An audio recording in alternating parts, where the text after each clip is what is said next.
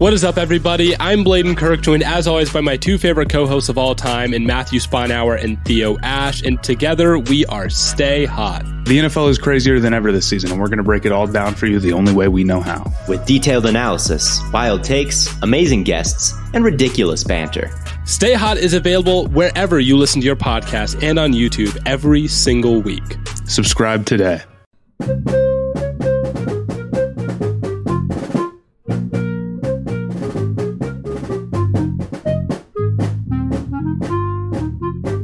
Hey everyone, welcome to The Final Four is Not on the Schedule. I'm your host Eric, alongside with expert analyst Rod. Thanks for joining us on the best MSU basketball podcast featuring an in-depth recruiting, game matchup, and post-game analysis. We dive deep to give you the best tools to enjoy the Spartans and impress your friends and family.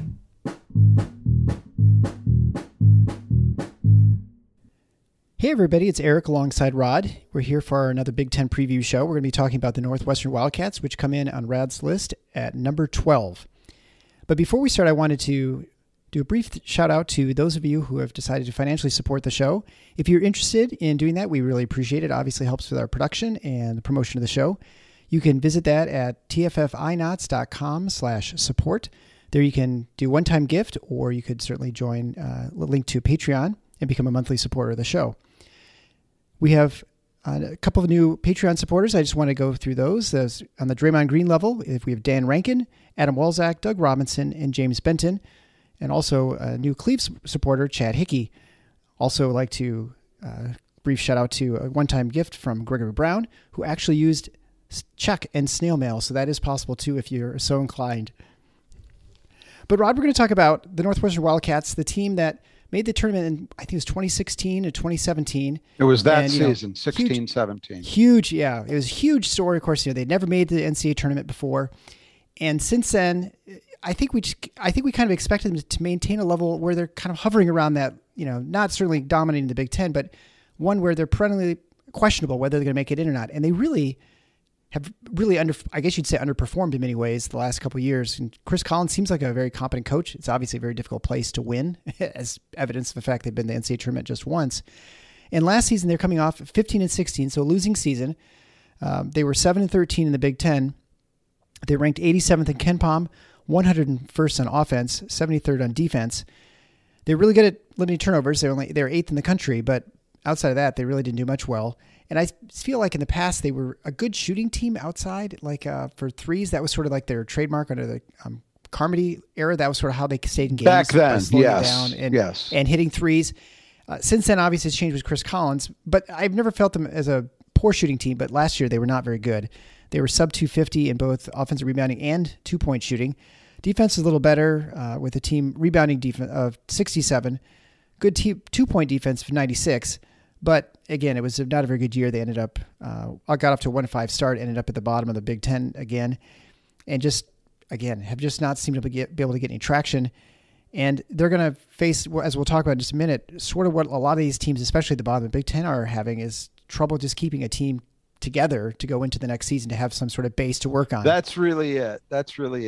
So they had, if you look at last season, they had lost Miller Kopp, who transferred within the conference to Indiana.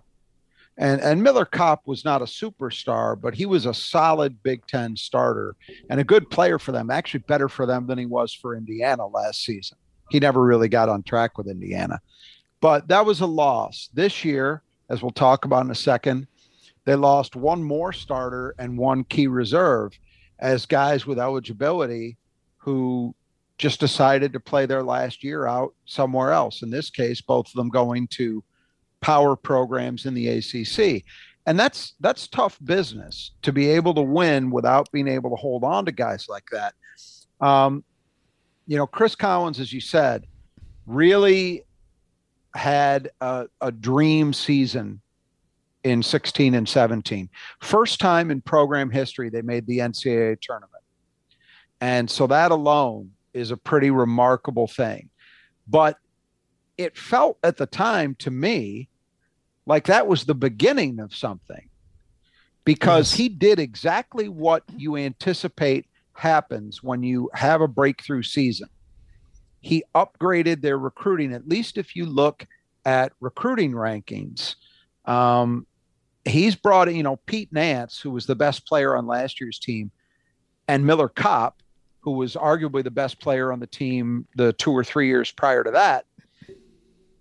Both were guys that Northwestern beat out other major programs for. Michigan, Ohio State, those level of programs offered those guys and wanted them. And it was they were unable to get it done. So, or unable to get it done and beat Northwestern for those guys. So you would assume, okay, as he improves the talent level, this thing is going to get better and better and at least be able to sustain. Hasn't worked out that way. And I'm not sure at this point, there doesn't feel to me to be any momentum toward him losing his job, but I also don't know if I feel that there's momentum, obvious momentum, at least, to this program continuing to get better either. And that's a tough spot to be in. It's at what stage do you call it and say, well, there's just not enough progress being made. I'll say this. If you took out the one NCAA tournament season, I think Bill Carmody had a better run than Collins has had, which I would not have. And right. I was a Bill Carmody fan. I thought Bill Carmody really had bad breaks that prevented him from getting to the tournament, but I thought he had consistently pretty dangerous teams there. And I think in retrospect, that move maybe hasn't played out. Just a second ago, I said Chris Collins seems to be a really good coach and they're a good team. But your point there about their comparison with Bill Carmody makes you sort of question that. Yeah, he's been more successful in recruiting, yet he's been able to do less with more. And so maybe he just looks competent. And from the outside, you can see someone, they seem to be in command of the situation. But maybe he was not. Maybe he's not as good X's and O's as other guys. This is what I would say. When Chris Collins got there, he managed to change some things that historically had been issues at Northwestern. Northwestern historically had not been a physical team. They'd always been a terrible rebounding team. And I'm talking before Carmody. Just notoriously, that program really had problems in some of the areas that we kind of take for granted you have to be good in order to succeed in the Big Ten, right? You don't need to be 1999 Michigan State necessarily, but you better have some physical toughness one way or the other. You probably, with few exceptions, better be able to rebound decently. Northwestern was never good in those areas, but that changed. Chris Collins, this past year's team was not a great example of it, but he improved them and has improved them in those areas. I think they're better defensively. If you remember the Carmody era, they played that junk 1-3-1 that, if you had competent guards, you were going to give them a very hard time. Collins plays a lot more man. They play much more like other Big Ten teams. The flip side to that, though, is they're still doing it without maybe the talent level that some of these other programs have. And you're not getting the added benefit of what, say, Bill Carmody brought, which is this weird style by contrast to what you see from the rest of the league at both ends. So when you played Northwestern, the preparation you did for anybody else was going to be largely irrelevant at both ends because they played that Princeton-style offense, heavy screening, heavy back cuts, constant man movement. You knew going into playing a game against them defensively, you were going to be tired at the end of it because you're going to be chasing people. There wasn't a lot of stationary standing around. And then defense, that 1-3-1, yes, you could shred it with good guard play and good shooting, but you still had to be prepared for how to attack it. It's not like going against a straight up man defense. So I think that sometimes that played to Carmody's advantage. So he was maybe able, that would explain partially how what you just alluded to, that he got more done maybe with less obvious talent. That might be part of the reason why. But I still thought on balance that Chris Collins was the guy to make them not necessarily a consistent tournament team, but a threat to get there more than they've been. Because not only have they not repeated the 16-17 success, they haven't come close. They didn't have any years in these last 6 or so, 5 or 6, where you would say, well, they were just on the wrong side of the bubble. Or, boy, if they'd been able to get that win the last game of the season or get one more in the Big Ten tournament, they might have gotten there. They haven't been within shouting distance of a bid. Last season was actually, believe it or not, one of the better ones they've posted since then, because they actually won 7 games in the league. 7, yeah. 7-13, which, showed you that they were competitive. They just weren't good enough to be something more than that. Yeah, they really haven't sniffed the NCAA tournament. No. Yeah, I don't think they've been part of the bubble conversation. Nope, not even since close. before they made it that year. I think the year before that they were sort of on the edge and they didn't quite make it in, maybe once or twice. Well, let's go into what we were talking about, the players' law. So, as you mentioned before, Pete Nance has left. He had a year of eligibility left because of his COVID year, and he has heading to the Tar Heels, North Carolina. He averaged 14.5 points a game, 6.5 rebounds a game. Led the team in both of those. He shot 50, 45, and 77. Led the team in blocks and had over 1 a game. He was maybe not a consistent player, and he was a player who occasionally, didn't take plays off, but he would sort of disappear at times. But aside from that, he was clearly the best player of the team. Well, I think that's what changed in him, though, is over his first 3 years, Pete Nance, again, I mentioned it earlier, hotly recruited player out of Ohio, has NBA bloodlines. His father was a former dunk champion, Larry Nance Sr. His brother, Larry Nance Jr., has played in the NBA. So the bloodlines are there. The physical tools are there. A skilled 6'9" guy with a little bit of strength, too. The knock on him early in his Northwestern career, up until last season, really, was you could see the talent. It was obvious. But the consistency, playing with a high motor, those things that ensure you are going to be productive were missing too much. And then last year, it was like the light switched on. And I thought he was really good. I mean, it's hard as a big man in the Big Ten of the last couple of years to get above the noise, right? Because so many big men have put up big seasons. So in a league with Kofi Coburn and the Luka Garza the year before, and the guys at Purdue, their 2-headed monster there, and Dickinson at Michigan, all these guys, Nance kind of got lost in the shuffle a little bit, but you look at the numbers, that was a really good year. I mean, 45% on threes, and he wasn't shy. It was a decent volume, too. Yeah. That's a weapon. And he was certainly good enough to take advantage of you inside as well. So I'm going to be interested to see what his role is at Carolina, because Carolina has some big guys back, and they were a team that was very reliant upon their big men. They really used them. But I'm going to be interested to see what role he plays. If he steps into the starting spot vacated by, and I'm forgetting the guy's name, the kid who transferred from Oklahoma, the mountain man, the guy with the beard.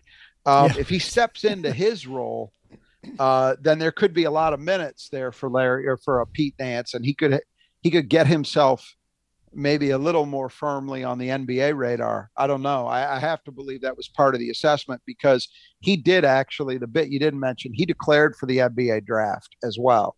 He just pulled out when it was obvious that he wasn't going to get taken where he wanted to. And so then he entered the portal and decided to transfer. But this is a big loss for Northwestern. There's no two ways about it. If Pete Nance had come back, we would have them higher.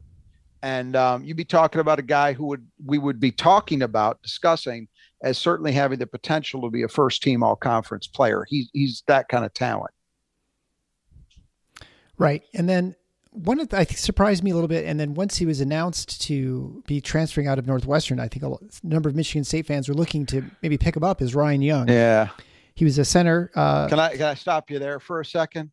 Go right ahead. Yeah. That bit, the Michigan State fans looking to pick him up. If you were of that mindset, that is a gigantic tell that you don't have any inkling of an understanding as to what Tom Izzo insists on or values in a big man. But go ahead. Doesn't mean Ryan Young's a bad player. It just means that. And go ahead. Yes. Yeah, because he's not. Well, I would just add he's not the kind of player who would play at Michigan State, because he doesn't run the floor like you expect the big man for Michigan State, right? He doesn't, and he doesn't move. Period. So it's not just even about transition. It's what can you get out of him defensively and pick and roll when he's brought out away from the rim? It's just none of that adds up to Michigan State. Right. He can rebound. That's Michigan State, but that's about it. Yeah, and he hurt us a couple games, right? And so I think that's what you remember as a fan. Like, man, that guy's pretty good. He beat us up inside. So he averaged 9 points a game, 4.2 rebounds a game, and 17 minutes a game. Shot 56 from the floor, 67% from the line. And he's flawed just in the ways we were talking about. He's a guy who does not move great, but, a reliable, I'd say, kind of reserve center. I suppose he starts on certain teams, right? Look, for Northwestern, for what they were asking of him, he was a valuable player. And given that Nance opted to leave, if Ryan Young actually hit the portal first, if I recall correctly, but if he had opted to stay with Pete Nance leaving, he was going to walk into a starting role. I'd say the other thing that's questionable about Ryan Young too is his ability to play a lot of minutes, his endurance, his conditioning. I don't think Northwestern doesn't run anywhere close to the way Michigan State does. And even there, I think it's been questioned, like, well, how much more could we get out of him than what we're getting? He played 17 minutes a game last year.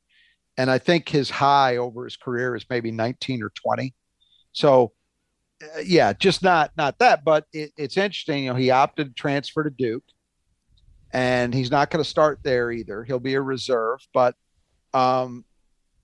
that's maybe a tell to me that maybe John Shire isn't going to look to shore up some of the things that I felt really hurt Krzyzewski in the latter years of his run there, namely that he no longer seems to have hard and fast expectations defensively, that particularly for big men, that he's willing to let big men shack all game long and not get out of the floor, not hedge, not switch, all of those things that it's tough to win in the modern game at the highest levels without having guys who can do those things.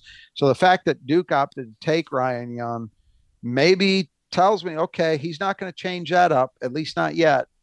Because if he was, I don't think that's the move you make, even for a backup. But look, in the right setting and with the right expectations, Ryan Young can be productive because he definitely has a nice post game. And, if the ball comes to him, he's an effective rebounder because he's got decent hands and he's strong. He's not a range rebounder. So even there, he's kind of limited, but in the right context, he can be okay. So I know I'm sounding like I'm bagging on him. If he were back at Northwestern, I'd be saying, well, they've at least got a solid veteran starting 5-man. That's a good thing. And I'd probably have him a little higher than I do right now. But it's just that you have to understand that despite some of the numbers, there are real flaws here too. Yeah. So next, another loss is Ryan Greer, who decided to just leave playing basketball, and he's joined the staff at Notre Dame as a recruiting coordinator. He averaged 3.9 points a game with 40, 40, and 95 shooting, better than 2 assists a game, and a 3-to-1 assist to turnover ratio. And he's a guy who I always felt like should have been given him more. I mean, he seemed like a guy who is pretty good from shooting standpoint. And I don't know if he just didn't shoot enough. He just wouldn't impact games as much as I think he could have. Well, I'm going to give him credit because Ryan Greer came on board at Northwestern a year early. He reclassified, and he did that late in the process. He did it at some point later in the summer before his freshman year because they had, and I'm drawing a blank on the kid's name, they had a highly regarded freshman point guard recruit who was going to be the guy to come in and take over that position. And mysteriously, very late in the summer, Northwestern admissions denied him. So they were scrambling. They went and got Greer to reclassify, and Greer looked positively overwhelmed as a freshman. I thought this guy has no chance to be a Big Ten player. He's going to transfer out. I mean, even though he's bigger than Foster Loyer, I thought he looked further away than Foster did for sure from being a Big Ten player. But to his credit, he got better every season.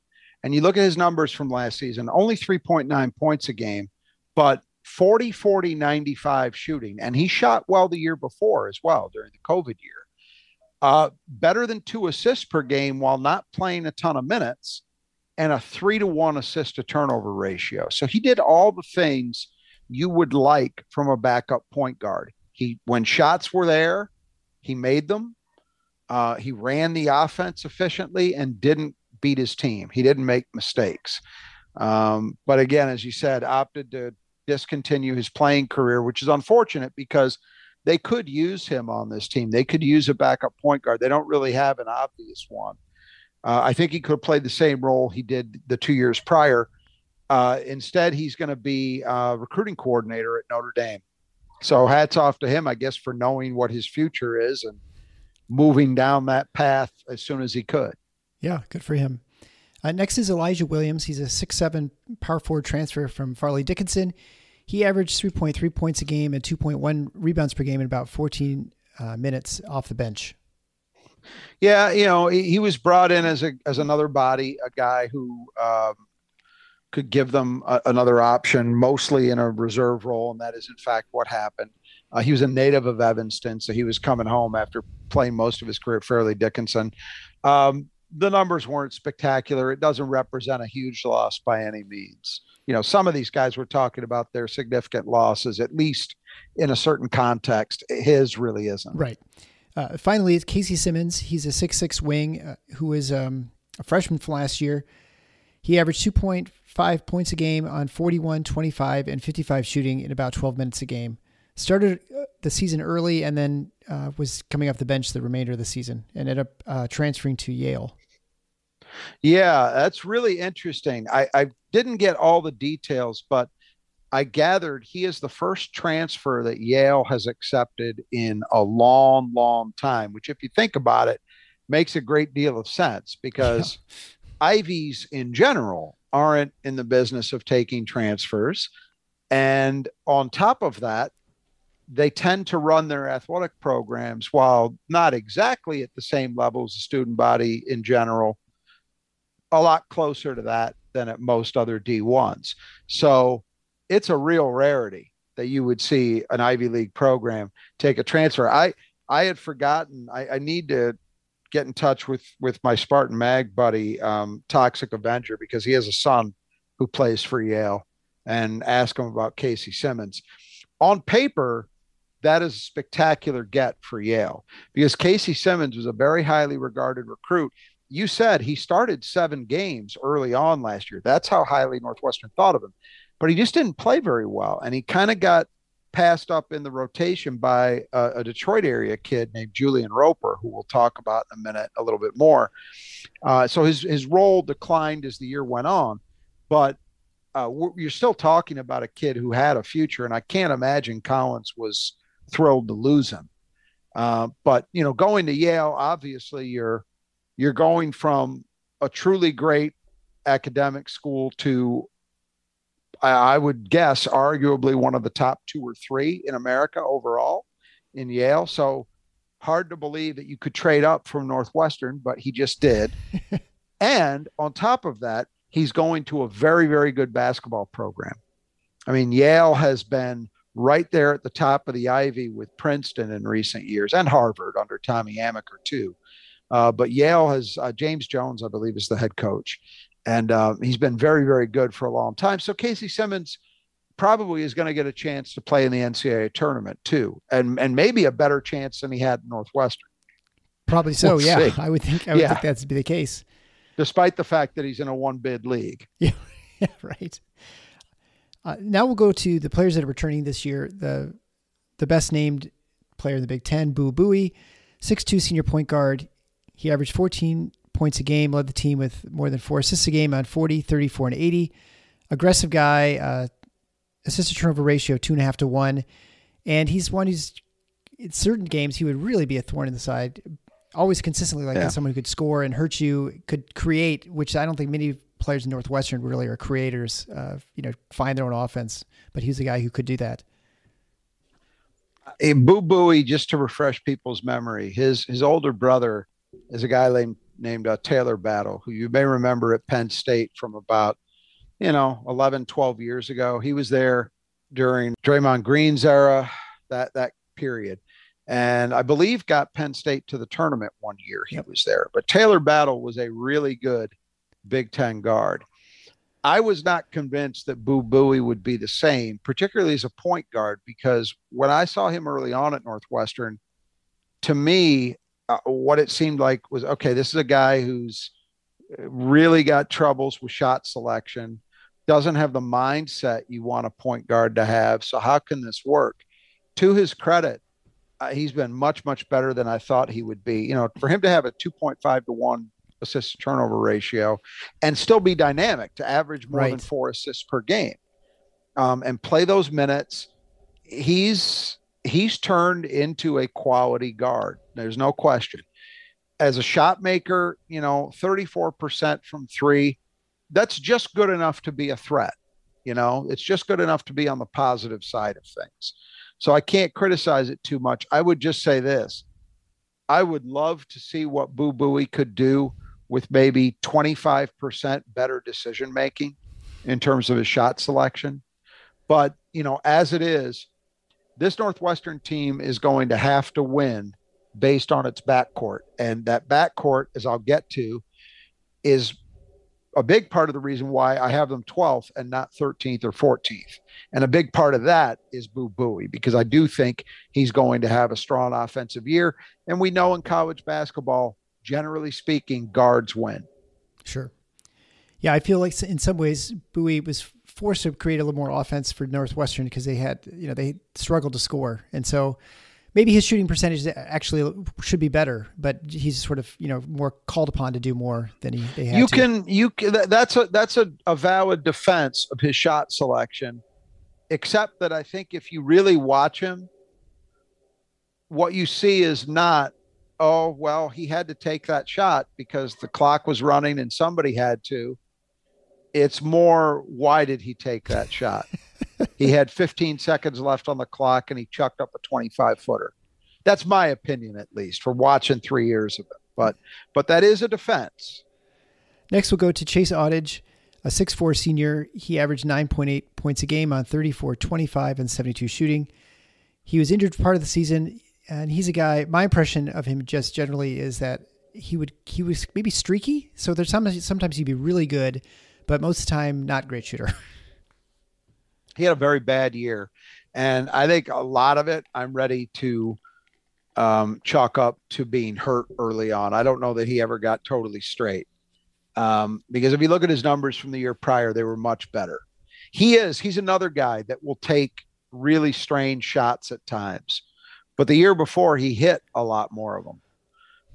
I'm going to assume that if he's healthy, we'll see a return to form, and you'll be looking at a double-digit scorer on the wing for Northwestern and a hell of a tag team partner for Buie in that backcourt. Next is Ty Berry. He's a 6'3" junior, averaging 7.4 points a game on 39, 39, and 67 shooting in 22 minutes a game. And he started about half the games, it looks like. Yeah, the only knock I have on Berry is when they recruited him, there was a lot of talk about him maybe being the point guard of the future. And instead, Buie has grown into that role. And we just haven't seen Ty Berry even try it very much. I mean, his assist totals are really, really low. So he's not even looking to be a secondary playmaker.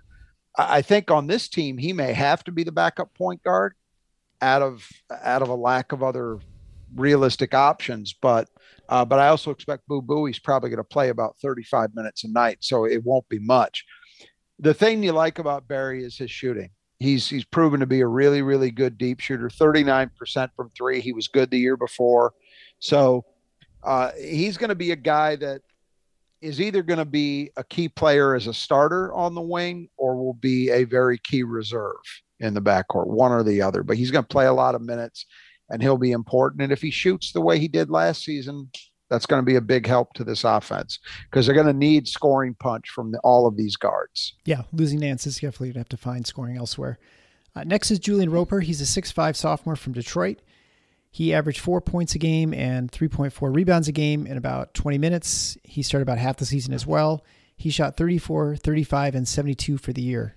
Julian Roper was he played at Orchard Lake St. Mary, and he was I won't say he was the forgotten man, but he was the guy in that 21 recruiting class that didn't get the same level of attention as Jaden Akins and Pierre Brooks, who were both at MSU, or Kobe Buffkin, who's at Michigan. Those were the three guys who were top 100 recruits who people tended to talk about most, and they were all guards. And then Roper was the other guy. And I think that I felt at the time that was a little unfair, that I thought Roper was much closer in quality to those guys than national rankings would have suggested. And I feel like what transpired in his freshman season went a long way to demonstrating that. I mean, he had a really nice year. I said earlier, coming into the season, Casey Simmons was the guy that was supposed to inherit a big role out of that freshman class. And instead, over the course of the season, Roper just grew and grew and grew in importance to that team, whereas Simmons' role decreased. So I expect big minutes for Julian Roper. Again, just as with Ty Berry, he'll either be a starter on the wing or he'll be a key reserve. But what you like about him is at 6'5", he's got good size. He's athletic. He's skilled. I mean, he's not upper tier in any of those ways, but he's solid in all of them.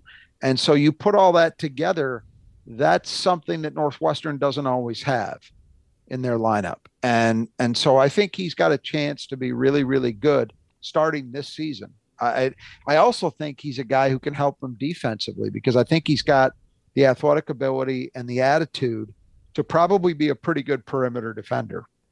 Next is Robby Baron. He's a 6'9" senior, averaging 6.5 points a game and 4.3 rebounds a game. Good shooter at 47, 37, and 75. Started 30 games last year. And I guess his story is that he just doesn't shoot enough, despite those shooting numbers. This guy, I've been talking about it now for 2 years running, because I didn't talk about it before his freshman season. Highly regarded recruit, has come in and over 3 years done exactly the same thing every year. He's played very, very efficiently, but he hasn't done enough. He hasn't taken enough shots. He hasn't maybe been active enough. And that has to stop. There's no choice. Northwestern, in part because of all the guys they lost that we just got done talking about, is really, really thin on experience inside. I mean, virtually nothing coming back. Baran is it. So he's got to be much, much more than he's been. For this team to be actually good, he has to be essentially what Pete Nance was last year. He's got to be at least like a mid-teens, 7 rebounds a game type guy. And I don't know if he's got that kind of activity level, that assertiveness in him, but he needs to find it for this team to surprise to the upside. Very talented guy, very efficient player, but man, it doesn't matter very much if you don't take shots. You miss every shot you never take, right? Right. So next is a 7-footer, Matthew Nicholson. He's from Clarkston. He averaged 1.8 points a game and 1.3 rebounds a game in 15 games played. And obviously with the departure of Nance and Young, we expect him to play a little bit more this season. Well, somebody's going to play. And somebody's going to play the 5. And even if they were to go small ball and let's say start all 4 of those guards we talked about and Baran at the 5, which I'm not sure they'll do, but they could do theoretically, I still think Nicholson's probably got to be in that rotation. Now, they brought in a couple of guys we'll talk about in a minute who will compete with him, but I've been a fan of Matthew Nicholson since he was in high school. I really thought Northwestern got a steal when they got him. And I had actually hoped that he would delay his commitment until the spring of his senior year, so that perhaps if Michigan State had perceived that they wanted to add somebody with size late, that they would do it. Because I thought of him in kind of a similar way to how we're now seeing Carson Cooper, that, hey, this is a big kid who can actually move a bit. So you're not worried about the Ryan Young kind of issues. You said, give him some time, take a flyer on him, maybe the 12th or 13th man on the roster, but take some time, develop him, and you might end up with somebody who can really help you down the line. He hasn't broken through at Northwestern in his first 2 years, but as we've talked about, Northwestern's actually had guys inside who were playing a lot of minutes. So it's not like there was a big role to be had on last year's team. Nance was the starter. Young took the reserve minutes, and that was about all she wrote. But on the other hand, I will admit, this is a fork in the road kind of year for Matthew Nicholson, because if he doesn't seize at least a solid reserve role this year, it's not going to happen in Evanston, and this is his junior year. So granted, because of COVID, he's still got theoretically as many as 3 years left. But I would think if it doesn't happen this year, if I were him, I'd be looking at moving on. But I like his potential. I think that he's got touch. He's gotten a little bigger, his frame, since he's been in college. So he should be able to handle banging a little bit more. And I always thought he had potential as a rim protector too. But we'll see. They could certainly use a breakthrough season from him, no question. And finally, for returning players, reserve Brooks Barnizer, he's 6'6" sophomore wing, who didn't play much and shot 23, 18, and 83. Yeah, they think he's still got potential, particularly as a perimeter shooter. And honestly, with this team, I would be kind of surprised if he isn't in the rotation somewhere. I think they probably need a fifth guy in that backcourt group. And he would be the fifth guy, which might only mean, 8 minutes a night or something. But I think it's there to be had. And there's not a lot of competition for that role. So we'll see if he develops. Obviously, last year he really struggled shooting the ball, and that's supposed to be what he does best. So we'll find out if that was just freshman year jitters and he gets a lot better as a sophomore, or whether he's just not going to be that much better. Sure. Yeah, well, you imagine a team like Northwestern, there's plenty of opportunities for people to play into larger roles this season with so much that you lost outside of the point guard position with Bowie. Then the new additions to the team, Titus Verhoeven, he's a 6'9", 230-pound grad transfer from UTEP, averaging 6.6 points a game and 4.6 rebounds a game as a starter last year, while shooting 51% from the floor and 68% from the line. Yeah, I think it's a lock that Verhoeven plays. The question is how much and in what role, because he could also play the 4. And so I think you'll see him probably both at the 4 and the 5. Whether you see him as a starter or not remains to be seen. But what you have to like is that he's got experience and he gives you some size, some physical presence in the paint, and that matters. Yeah, expect him to play. At this point, it's just a question of how much. Definitely not a floor stretcher on offense, though. This is a guy who is going to get whatever damage he gets done offensively is going to happen around the rim. It's probably useful having him to push Nicholson to have some competition Absolutely. right there, right?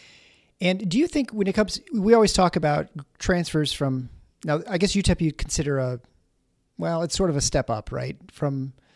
Oh, absolutely. Right. So would you, we always talk about how you never know sort of how that they move up in that to a Power 5, from an Ivy to Power 5, what that player is going to be. Is it a little bit easier, do you think, as a big man, because you're not relying on probably distance from, closing distance for people getting on for shot blocks, or do you think it's even harder? I think that I don't know that I'm convinced that it really matters, with the caveat that I think it's hardest on point guards of anybody. But once you get past that, if you're saying, is it harder for a kid like Verhoeven than it would be for a wing? I'm not sure. I also think it depends on the team. If you're a big man coming into Michigan State, maybe so, because of the expectation that you're going to have to be able to switch. Right. And so what burden is that going to put on you that you've never had to deal with defensively, which, by the way, is underrated as a reason why Michigan State was not active in the portal, I believe.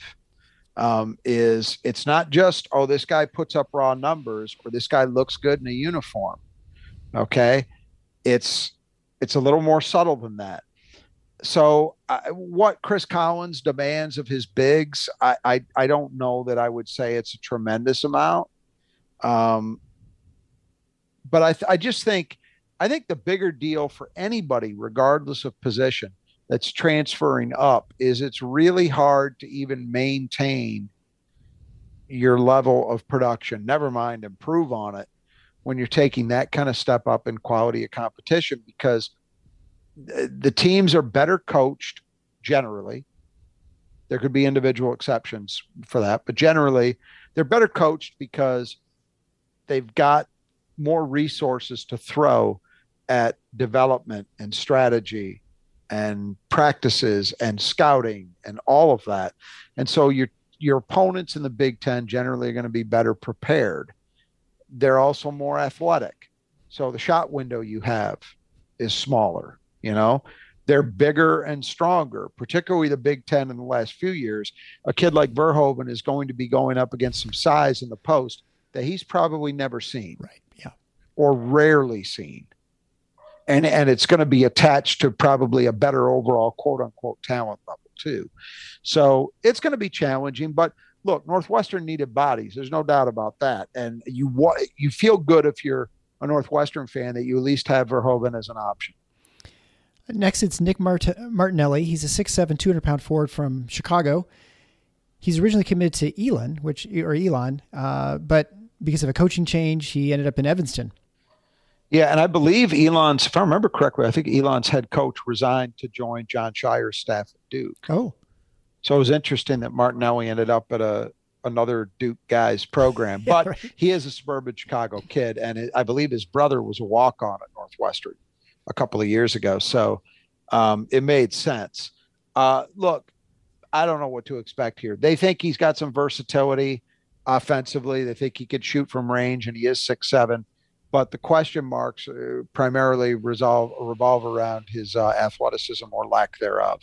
So you just don't know. I don't have big expectations for him right away, but we'll see. It actually, that's the thing to me. Getting a kid like Martinelli is maybe the first sign that Collins is not recruiting the way he had been previously, because you look at the class prior. And, Barnizer didn't have a great freshman year, but he was a decently rated recruit, better than Martinelli, I think. And the other two guys, Simmons and Roper, were athletic and, expected to be solid. So to be getting a kid like Martinelli, to me, looked like a little bit of a reach. But we'll see. Maybe he surprises. Yeah, and you never know what COVID's effect in travel and restrictions had on, for a team that's tenuous, right? It might be even harder for them to. I will say this. The good news is he played for Mean Streets out of Chicago in AAU, which is an EYBL program. So at the very least, he has seen high-level competition consistently. So they've gotten a chance to evaluate him against guys who can really play. And finally, for new additions is Luke Hunger. He's a 6'10", 250-pound freshman out of Quebec. And he's obviously in that position, the 4 or 5 spot, there's going to be a lot of uncertainty. So there's an opportunity to play in and get some minutes. Yeah, they really like him. Obviously has enough size to hang in the post, 6'10", 250. He's already as big in terms of weight as Nicholson is, coming into Northwestern's program. But they also have said that he's very, very skilled. They think he can be a pick and pop guy like immediately, not in 2 or 3 years. There were some comparisons I've seen to Nance in terms of what his offensive versatility and upside could be there.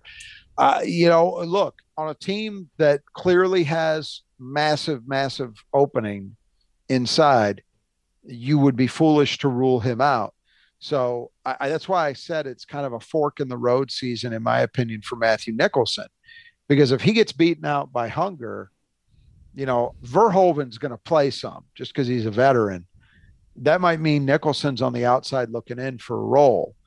So I think it'll be interesting to see how that goes, but I would not, they're very optimistic about Luke Hunger. So if their coaching staff is right, they may have a guy here, who may help solve that problem for them even this year. We can already hear all the comments from the announcers with a guy named Hunger. And fortunately, we're lucky he didn't play with Tum Tum. Yeah. If you look at the team overall, then I feel like this is in some ways a little bit the same discussion as we had with Nebraska, where we have 2 coaches that are on warming up seats, like slightly warm, lukewarm. They're they're programs that don't seem to be going the right direction. They're just sort of stagnant. And you wonder if at some point, the fan bases are probably not rabid at either school, Nebraska or Northwestern, but at some point you do have to come through and start winning and showing signs that you're moving in the right direction. It's an interesting discussion. I would say, neither program has much in the way of tradition. Chris Collins has the advantage that he's actually the only coach ever at Northwestern to coach an NCAA tournament game, and he won one too. I believe I've got this right. Nebraska has been in 7 tournaments, but I believe they're 0-7. I don't think they've actually won a tournament game. So Collins is one up on Nebraska for life so far in terms of tournament wins. So neither place has that kind of expectation. But the reason I raise it is Chris Collins was the guy to do it. Yeah. It's not on the same scale, but I believe part of what allowed Judd Heathcote to continue as coach at Michigan State through a mostly rough decade of the 80s and keep his job. And then he was able, with the help of Tom Izzo as a recruiter, to really get it firmly back on track and have a very nice close to his career. But the reason I think he rode out only 2 tournaments in 10 seasons in the 80s is he won a national championship. That kind of thing matters, and it carries you. It would have been very difficult for Michigan State to say, we just fired a coach who won us a national championship. There are places where you can do that. LSU football, you can do that. Yeah, there might be a few other places, but it's hard most places. At Northwestern, making the NCAA tournament probably comes pretty close to falling into that category. How do you fire the only guy who's done it over decades and decades and decades? Whereas at Nebraska, the predecessor, Hoiberg's predecessor, got him to the tournament. So to me, it feels like the seat probably is a little warmer in Lincoln than it is in Evanston, but I could be wrong. I just don't sense any talk or get any kind of feel that Collins is coaching for his job, at least not yet, but I could be wrong. No question that he would do himself a great deal of good by pulling off a surprisingly good season. We can agree on that for sure. You worry that at some point he just gets frustrated and you become sort of stuck in sort of mediocrity that you can't get out of. You get stuck in a rut, right? And you have trouble recruiting, and it's a self-perpetuating cycle at some point. Just like success, right, sets you up for more success. Failure sets you up for more failure as well. So you wonder if that's what happened to him. Absolutely. And if you were a Northwestern fan, maybe a little bit more on the pessimistic side, I think you might look at this 2022 recruiting class and say, because keep in mind, they've also only got 10 scholarship players. So they had 3 slots left, which means either they decided to simply not fill them, which I don't think was the case. I do not think this was a Tom Izzo, I'm making a choice kind of deal. I think it means they swung and missed on some transfers, and they didn't land all the high school guys they wanted to. So you would wonder, if you were, again, inclined to be a little more on the pessimistic side, might this be a sign of momentum slipping away from the Northwestern program? Now, I say that, and, their recruiting for the current class is, and I'm pulling it up because I honestly have forgotten if they've even signed anybody, and they have one. So they signed point guard Jordan Clayton, who I don't believe is a top 100 kid. So, so he had offers from Cal, Florida Gulf Coast, LaSalle, Rhode Island, and UMass. Yeah. And, they've missed on a few guys lately, I know, who they had offered and were emphasizing. So they were in on Milan Momcilovic, who was a kid from Wisconsin that Michigan State was in on too, and then ended up going to Iowa State. They were in on Kerry Booth, a big man who just committed to Penn State. So you put these things together, and that's maybe the reason to be worried if you're a Northwestern fan. It's, well, where is the momentum for this program going? And if, at least if you're landing highly regarded guys, that's giving you reason for optimism. You know, the most pessimistic fan in the Michigan State fan base for what might happen this season has to look at what next season brings and be very optimistic, right? Absolutely. So you at least want to give people that reason. And you have to wonder, is Chris Collins doing that? You can argue maybe not. What is the problem at Northwestern? I know they don't have any tradition, but is it a facilities problem? Is it the lack of a fan base? Is it because their admissions are so difficult that they knock out a bunch of recruits that they can't, that they would want? What is it that prevents them from being so successful? I think it's some of all of those things. Now, the facilities issue has been largely taken care of. You know, they've, I remember the days of McGaw Hall when it really did look like a hall. That was about it. And then they did some refurbishing. It became Welsh Ryan Arena. And then they did more refurbishing. It actually looks legitimate now.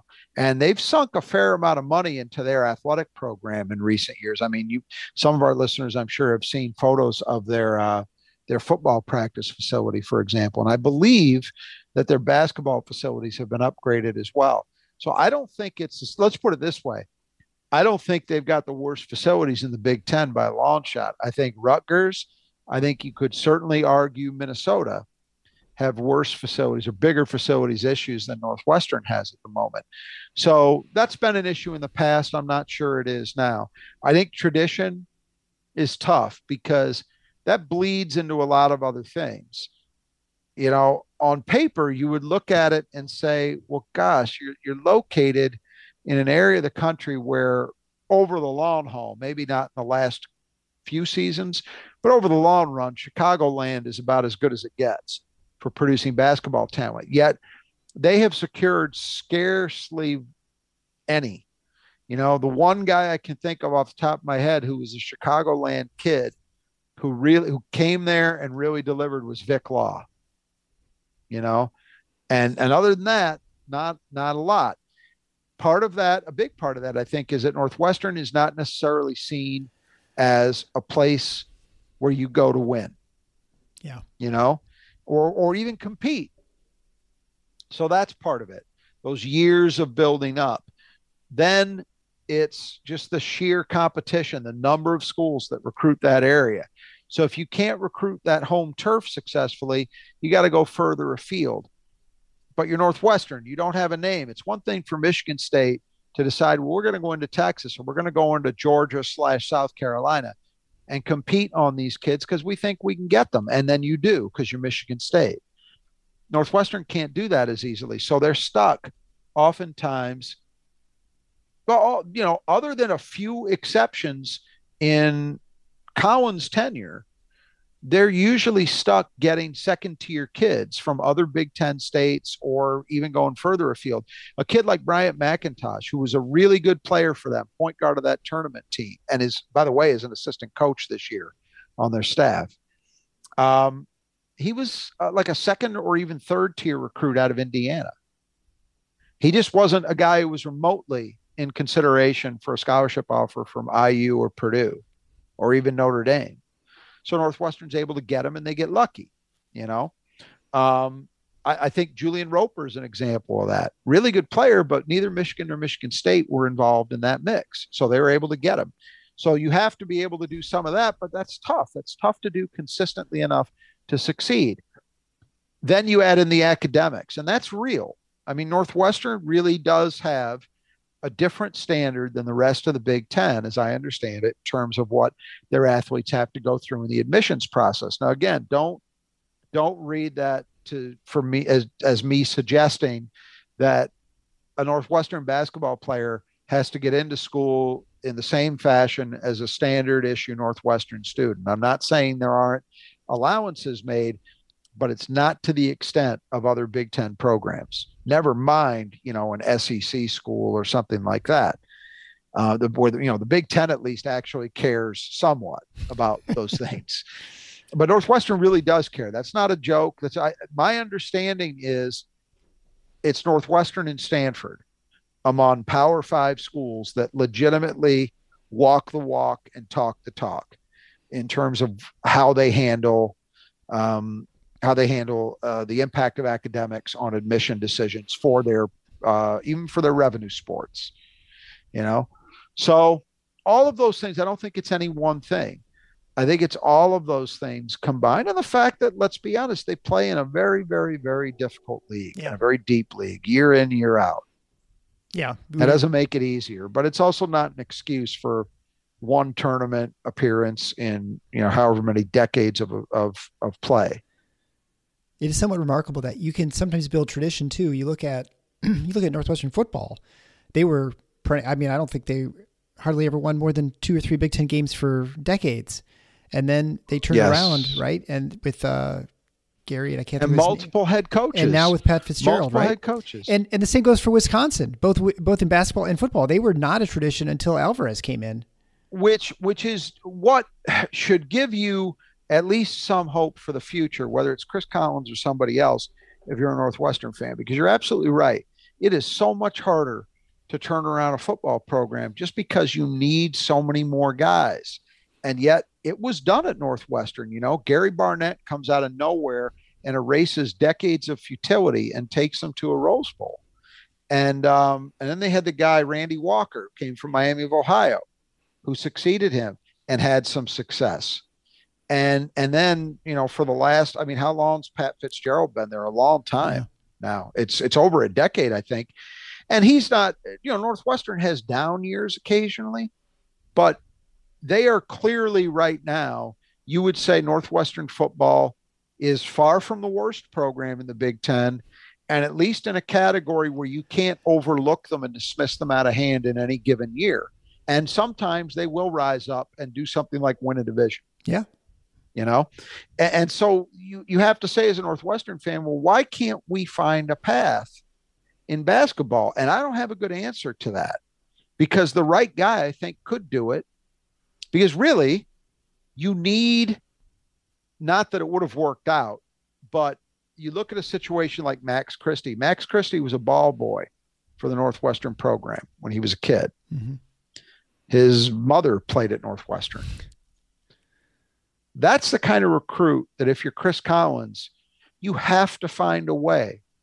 You have to, because that's the kind of thing that, now, in retrospect, given what we saw from Max, it probably wouldn't have had the effect I'm talking about. But if you get the right guy, or the right couple of guys, preferably, that can change the whole dynamic. And all of a sudden, you're very quickly competitive where you weren't before. Now, it's hard to do that with freshmen, but, if you get the right freshman, and especially if you get the right freshman and you keep them for 2 or 3 years, at least, you got a chance.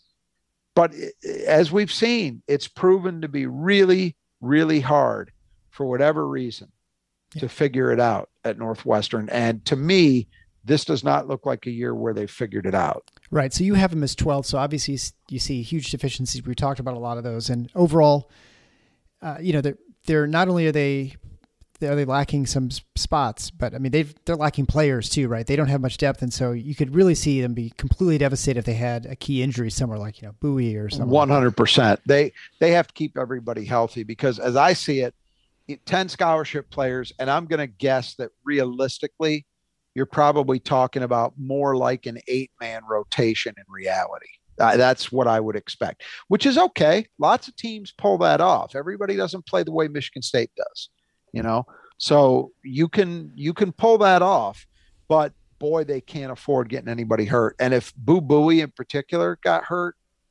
I don't see how the roof doesn't fall in. They just don't have another option. You're talking about a bunch of guys who are not point guards having to play that position, and that's what killed them, actually. It was 18-19. So 2 years after their tournament season, If they had a real point guard, that team might have been good enough to get back to the tournament, but they didn't have a point guard. Vic Law ended up having to masquerade as one, and he was good enough at it to keep them competitive, but not good enough for them to get over the hump. That shows you what can happen if you don't. Or Michigan State 2 years ago, we know, right? Right. What happens when you don't have a point guard? So they've got one, but they don't really have another. And if something happens to Boo Buie, they're in trouble. I think the downside is somebody gets hurt and it really damages their rotation, damages their depth, et cetera. They never figure out anything at the 5 spot. That's the downside. The downside could be as low as 14th. I mean, I can envision a world where Nebraska is a little better than Northwestern. It's not that big a stretch. Certainly, I can envision it with Minnesota. But the upside is their guards play really well. Baran takes a step forward or a couple steps forward and plays to his actual potential. And then they cobble together decent play at the 5. And if all of that happened, maybe they could aspire to 500 overall. I still struggle to see a world where they can fight their way into tournament contention. But, that would be the upside.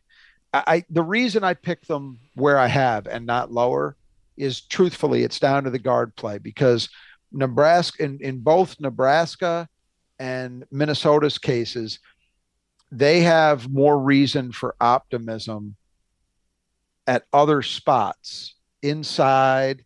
They've got some reason. You got Derek Walker at Nebraska, who's proven. Jamison Battle, a proven 4-man at Minnesota. Those are the reasons those programs have some optimism.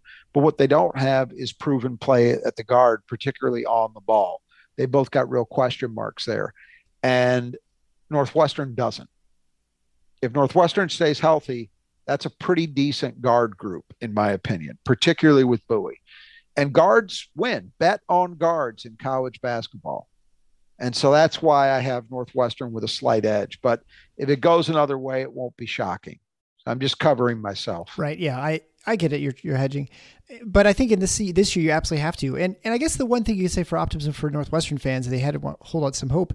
We have a conference that is probably okay, but I don't know that we have any teams that you just can't beat, right? There's that. So I think, you could almost see huge swings in this season where a team that you would ordinarily expect, they're going to get 4 or 5 wins. They might get 10 or 11. Maybe, they get a couple breaks go their way or something. You play the person the right night, and next thing you know, you've played yourself into a Thursday or maybe even, probably a Thursday game versus a Wednesday. So I don't know. I mean, look, I would say, we're going to do, so these guys are 12. I would say everybody 10 through 14. So the bottom 5 teams are so questionable that you could really put them in any order. All right. And it wouldn't be shocking. And so that means that you should have some opportunities for wins. If you can just beat those teams, that's going to give you several victories. And then, and again, as you're saying, they're all flawed. But I would say even the next group, even 9 through 1 in this league, have flaws. There is nobody, a spoiler alert, as we go through this, every single one of these teams we're going to talk about have questions that in most years, I think would lead you to conclude, well, that's just not going to be a title contender, or that's not going to be a tournament team. It's not going to be a first division team in the Big Ten. This year's Big Ten, I don't know, because the questions are there for everybody, and somebody's going to win games. Right. Somebody's going to do it. And we can also surmise that somebody probably figures out their questions. Oh, sure. Positively. They get a positive answer. And so they will look in March different than we're evaluating them to be now because of that. But it does mean that any team can look at the Big Ten this year, in my opinion, and say, well, we can win some games. And that would include Northwestern and the 2 teams we discussed previously. You've got to imagine there are going to be a couple of teams that go into Evanston or Lincoln or Minneapolis and just, for whatever reason, they get pounded. They may even lose by double digits because they're just having an off night or whatever. It'll happen. And, again, I go back to the card play, especially if you've got a team with a Boo Buie who maybe isn't the most efficient shot maker, but on the right night could bust you 7 for 9 from 3. He'll have a couple nights like that. You have Barry, who's an established shooter. I think Audage, I expect to get back on track and be better. And then you have Roper. So they've got weapons. And Baran, if he decides to take shots, is a shot maker. So they've got a lot of guys who, if you put together the right night, and as you say, playing at home against anybody in this league on the right night, Northwestern's got enough from the perimeter that you can see a path to where an upset could be pulled off, for sure. And so what do you see for next week's show? Who are we going to be talking about, or for the next one? You're going to put me on the spot because I haven't decided. It's either going to be Maryland. It's either going to be Maryland or Penn State. Well, there you go. There's your spoiler. Tune in to find out which team. And they both got a lot of questions. Maryland has got a new coach and it's a new era. And Penn State's in the second year of a program that I think is getting better, but it's going to take a little more time.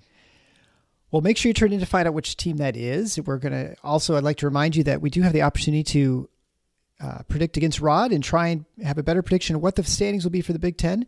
We're going to have a t-shirt for the winner of the contest. You have to enter in before the first Big Ten game, which is in December.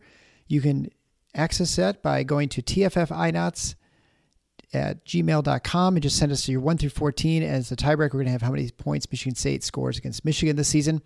Also, again, if you want to support the show, we'd really appreciate it. If you like what we're doing here, we'd appreciate the support. You can go to tffinots.com/support. And then finally, please join our forum. Come join our Spartan community as we gear up for the basketball season. You can get involved with conversations with other fans here and what's going on and with new recruits and et cetera. So until next time, the Final Four is on the schedule. Go Green. Thank you.